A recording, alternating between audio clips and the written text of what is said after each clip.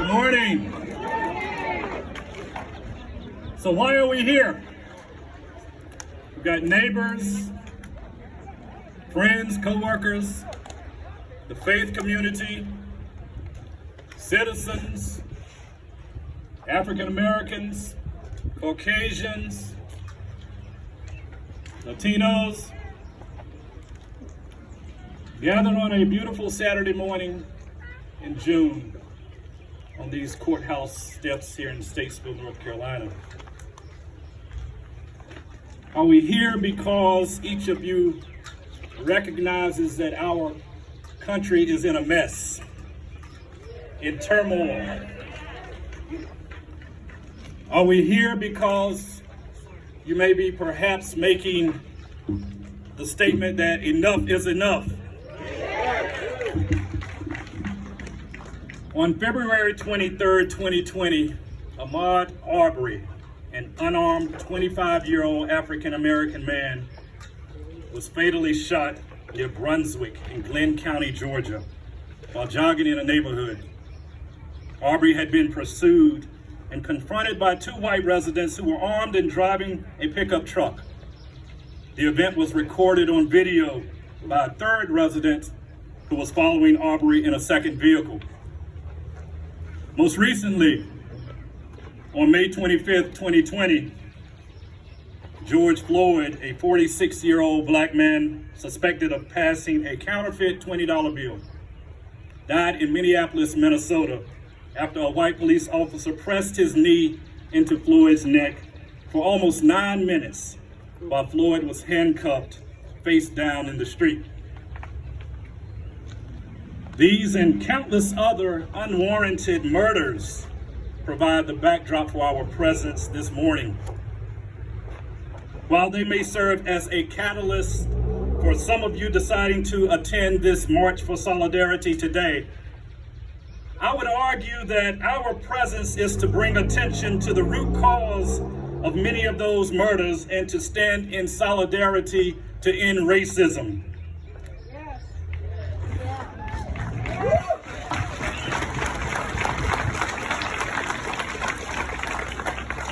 You see, racism is embedded in the foundations of this country. Amen. Planted in our laws and manifests itself through our systems and practices. Amen.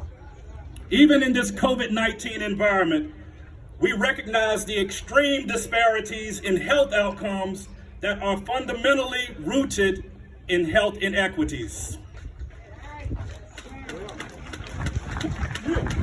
While we may be marching against the police brutality that murdered George Floyd, we are more directly marching against racist systems that serve to oppress people of color.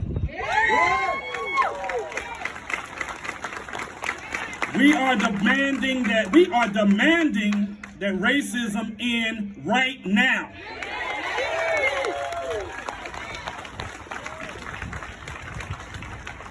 A couple of years ago, I had the distinct pleasure to share the podium with Dr. Gail Christopher, formerly a senior advisor at the Kellogg Foundation. Dr. Christopher spoke about what she called the fallacy of the hierarchy of human value.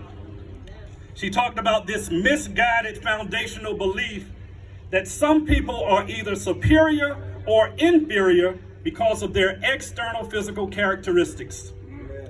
She noted that it was this underlying belief in America that led to the theft of land from its indigenous people, the enslavement of Africans, the Trail of Tears, Jim Crow, redlining, urban renewal, and gentrification. Amen. In other words, Dr. Christopher was talking about racism. Amen. Racism has gone on far too long. It is evidenced by the suffering of those being oppressed by it and by those who remain silent while watching it take place. You see, today, many of us are suffering from what I call a crisis of complicity. This complicity has revealed itself by the silence of good men and women.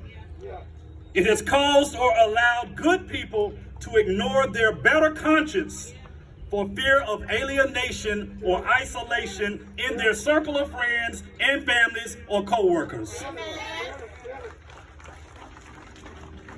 Dr. Martin Luther King stated that in the end, we will remember not the words of our enemies, but the silence of our friends. Amen. So why are we here? We are here to redeem those times we should have spoken up and out. When we should have spoken up when seeing that justice is truly not blind. When we chose complicity over humanity. When we chose comfort over conscience.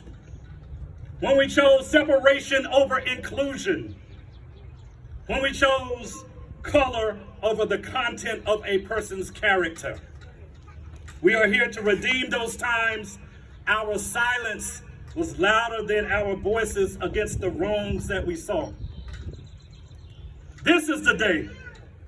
This is the day we will raise our voices and declare no more. Amen. No more will we suffer from this crisis of complicity. We will speak out against injustice. We will speak out against racism. We will speak out against oppression. We will redeem the time and turn our past complicity into today's action. Beginning today, at this march, and more importantly, and I want to stress that, more importantly, the work that is necessary after today. Yeah. That, my friends, is why we are here.